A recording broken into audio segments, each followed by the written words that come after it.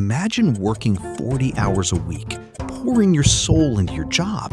But at the end of the month, your bank account looks like a total ghost town. You aren't lazy. You work hard. So why does it feel like everyone else has a money printing machine while you're stuck counting pennies? This exact frustration is 4,000 years old. And the fix is found in an ancient story about a guy named Arkad, the man who went from a broke scribe to the richest man in the ancient world. So, how did he do it? Let's find out. Long ago, in the grand city of Babylon, Arkad was a clay tablet scribe.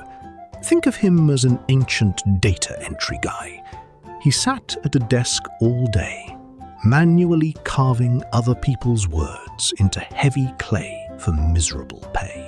Every single day, Arkad watched wealthy merchants walk past him, as if mocking him. He didn't resent them. He was just deeply confused.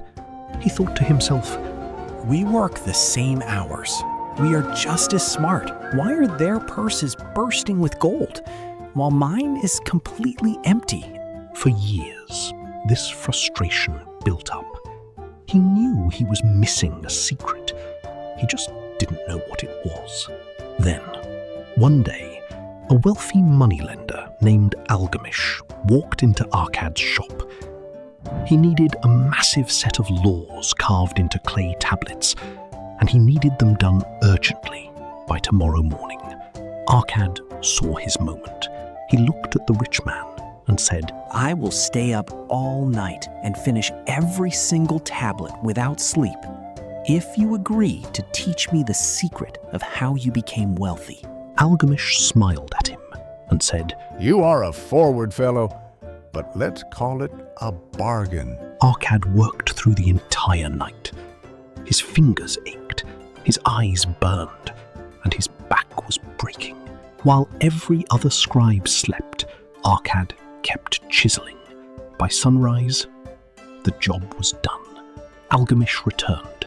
After inspecting the perfect work, he sat down beside Arkad and spoke to him kindly, saying, "You have fulfilled your part of our bargain, my son, and I am ready to fulfill mine.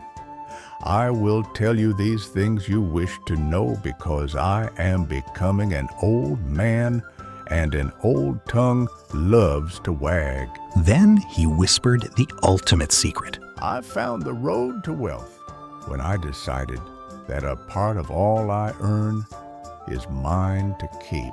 Arkad stared at him, completely disappointed, and said, "That's it? But I already keep the money I earn." Algamish shook his head. "Foolish boy, you pay the baker, you pay the sandal maker, you pay your landlord and your tailor. You work hard all month and hand your money to everyone else in Babylon except yourself. If you save nothing, you're just a slave working for everyone else." The rule was simple. Before you pay anyone else, pay yourself first. Take at least one coin out of every 10 you earn and hide it away. Let it grow. Algamish left Arkad with a warning. What you call your earnings belongs to others. Only what you save is truly yours. Arkad took the advice to heart. Every single month, without fail, he saved 10% of everything he earned. His small pile of gold started to grow, and he felt like a financial genius. But then, temptation struck.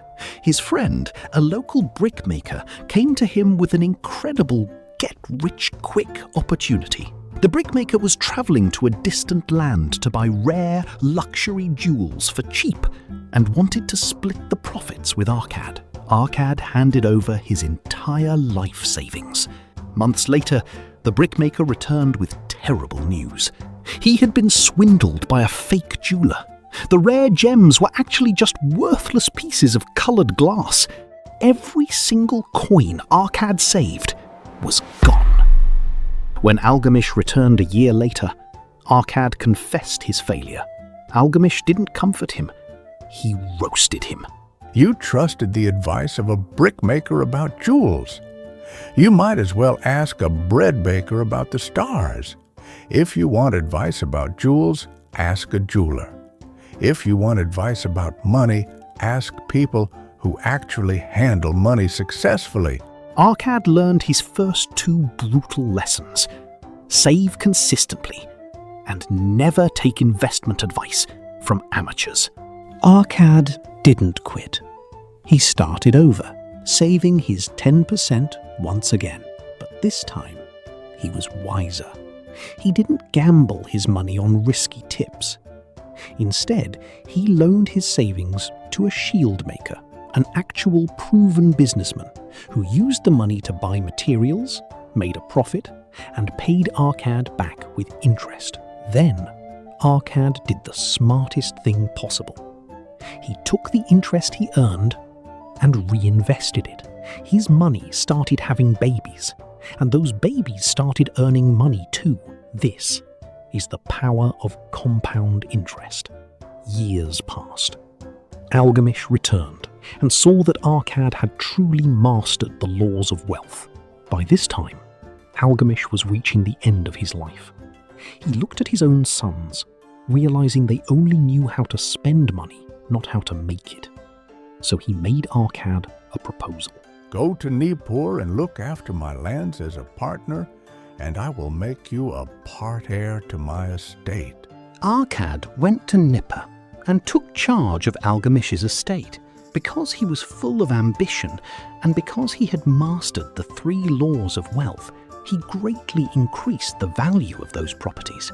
When Algamish passed, Arkad received his share, not by luck, but because he had earned it.